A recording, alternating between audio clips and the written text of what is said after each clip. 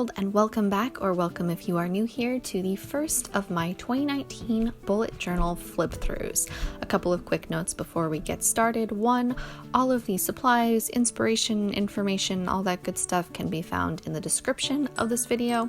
And two, although I make videos on YouTube about my bullet journal, I'm actually a pretty private person, so a lot of the actual contents of this are going to be blurred out, but I still wanted to show you sort of what I did, so I'm still gonna do this, and I hope that you enjoy.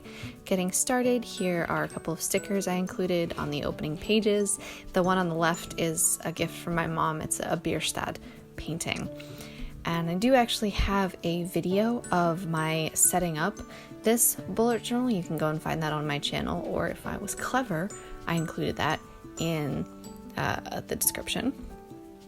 You can see some of how everything came together. These are such a sad couple of spreads. I just didn't use these at all. I really like this idea, and I want to try and implement this at some point again, but I really just didn't use them. Please enjoy the little inserted piece of paper here that I kept track of the first 12 books that I read in 2019. My reading goal was to read 12 books, and I did that, so I've got them recorded on this little piece of paper that was perfect because it's got the books on it. And I guess I should mention that a lot of this flip through is going to be pretty self-explanatory. Like, this is the self-care spread, as you can see, and here's period tracker and a yearly mood tracker, so a lot of it is stuff that you can sort of figure out visually, but I did want to do a voiceover to talk a little bit about, you know, anything that came up, like my goals here. I am kind of interested in doing a video talking a little bit more about goals and how I go about doing that, but I'm not totally sure how to accomplish that, so that's something to keep in mind for the future, I guess. Here's January. January, I recorded a video for, and then the footage was terrible, so I didn't end up posting it. But I believe there was a flip through of January in my February setup, maybe. 2019 is the year that I started recording my bullet journal setups, and I was sort of feeling my way, figuring out what worked for me and what didn't. So when I started, I was doing flip throughs of the previous month at the beginning of each new setup video. And I like those okay, but it didn't really feel right for me. So doing this, a big sort of yearly wrap up, works a lot better for me. And I find it's the videos that I like to watch anyway, and it feels more in line with sort of how I like to do things. This is also back in the day when I did like weekly setups. I don't do that anymore. I do dailies now. But I've got my like rolling weekly task list. You can see something that I do a lot when I have open space is I'll like swatch different color palettes of washi and markers and stuff to see what I want to do in a future month, potentially. I was also doing a lot of experimenting with journaling and collaging, and I don't understand why I can't draw mountains, why that is such a struggle for me, but it is. And here, I would say this is the beginnings of my experimenting with dailies. Like, it's a weekly setup, but I wanted that vibe of dailies. I just hadn't quite come to that conclusion, shall we say. These are also, it's interesting to me to see these spreads because it feels like what I do now is so different than what I was doing here. And this remains one of my favorite weekly spreads that I have ever done. It's so pretty. I love this blue. I love the gold. I love the lack of white space. I just love it.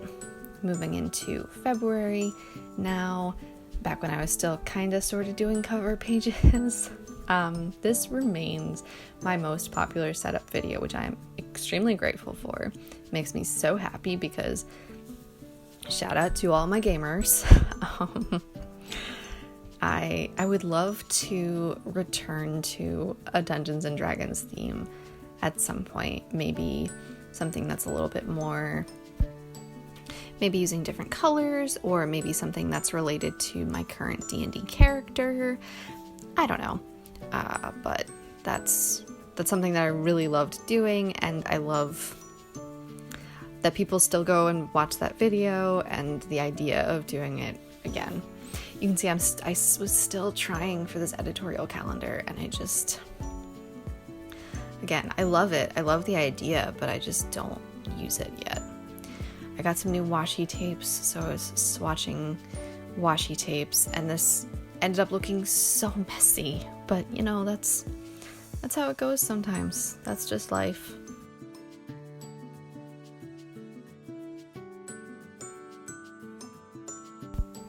As you can see, I was still doing the same sort of events or like tasks that were day specific, and then a rolling weekly task list. I never say the name of that correctly, but anyway, I don't need a lot of space on each day necessarily for events. I need a lot of space for my to-do lists, and this was working really well for me because this was when I was trying not to overload myself each day. I was trying to give myself the tasks that I needed to get done, and it didn't matter what day I did them. So that was working. It doesn't work for me right now. It's all good. Moving into March, this is my first time using the 1 line a day or like a line a day type of deal, and I haven't stopped since. It's been a year, and I've been doing that ever since, and it has been hugely beneficial for me. I love it. I also love this theme. I'm so happy that I did a tea related theme, and I know a lot of this page is blurred out, but I wanted you to see my little tea bag. What you're not seeing under the blur is it's one continuous line of cursive, so it's like the string of the tea bag is the name. It's real cute. It's real cute, and that was probably unnecessary, but it's real cute. I was also, for a lot of the beginning of 2019, really struggling with my tracker. You can see here I've condensed everything down to one like dashboard layout, and I love dashboard layouts, but the tracker just really was not working for me. You could see that in the last couple of months as well. Here, I used a couple of pages to plan out reorganizing my desk. This little mock-up of my desk, and then where I wanted to move things around to. That's one of those like, the flexibility of bullet journal, magnificent. Couple of empty-ish journaling pages. I love this month because of what I was able to accomplish in my weekly setups with the collaging, the colors, the vibe. It's all just, I love it. I love it so much, very much my style. I'll post it taped in there, a little note to myself. I also did a couple of, I was trying to track these projects that I had in my head, and I kept forgetting them and not working on them, so I tried to write them down, and I didn't get anywhere with them, but it felt good. I love the colors on this spread. The green and the lavender is so nice. Here, these are a couple of my favorite spreads from last year. I was doing mood boards for my 2 new gaming characters. On the left is my character for a D20 Modern campaign, which is like an urban fantasy setting. And on the right is my Dungeons and Dragons character, which is a homebrew race called a Squirrel Folk. So like a gnome-sized sentient squirrel. And she's a cleric of the Grave Domain. I've talked about this before. But this helps me plan out my characters, and I love those 2 spreads.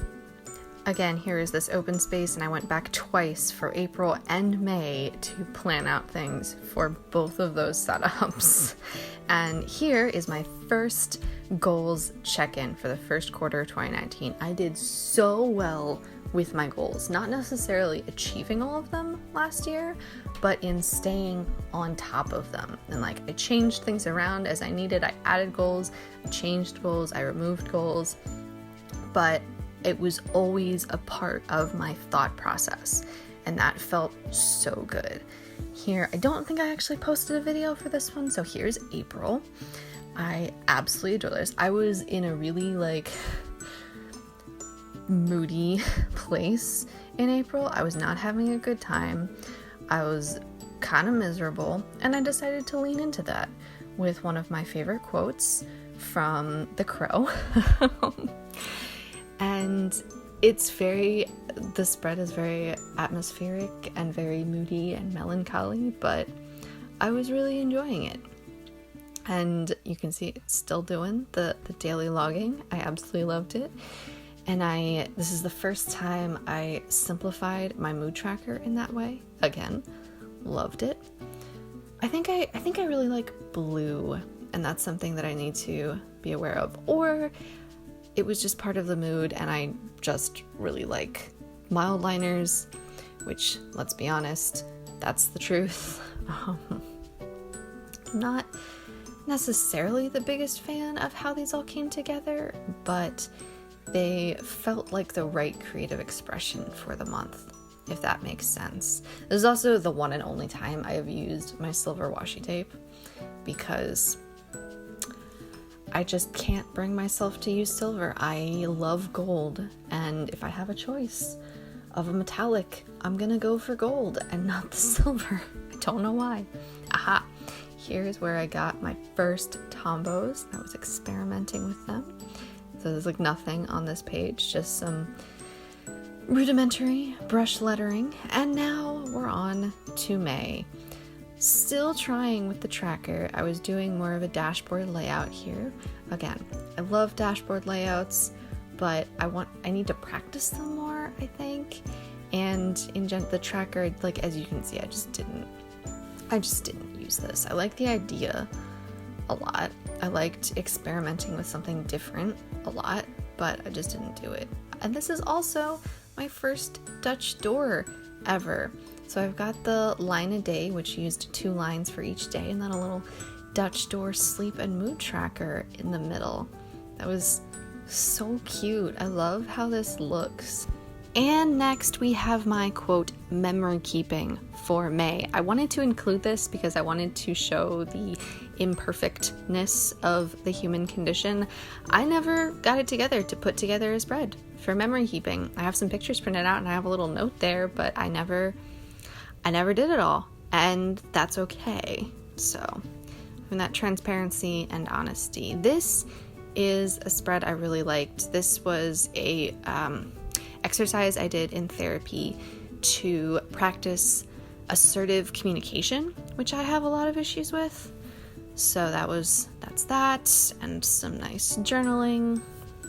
I was so lax about my theme in May, and I wish I could get back to a place of doing that, because I would love to just use the random pictures that I have and not get hung up on, like, it needs to look a certain way. Even though having things look a certain way and like having themes to guide what I put together for my spreads is really helpful and beneficial for me. I have a lot of mixed emotions and feelings about it. I also just will look for any excuse to use yellow and sunflowers in my setups. That's just the person that I am. Again, with the imperfect human condition. This is June. That's the beginning of June. I was feeling awful. I did not have my shit together to make a setup. I didn't even attempt to film this.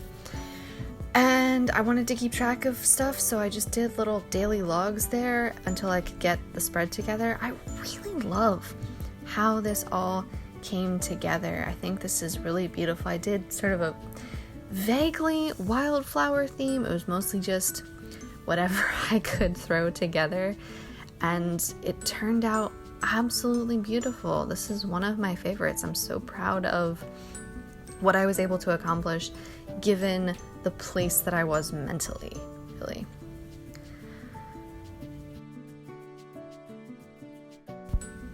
And here we have another spread that is an exercise from therapy. This is experimenting with saying thank you instead of I'm sorry, which I think is also a meme online that happened after I left the social media universe.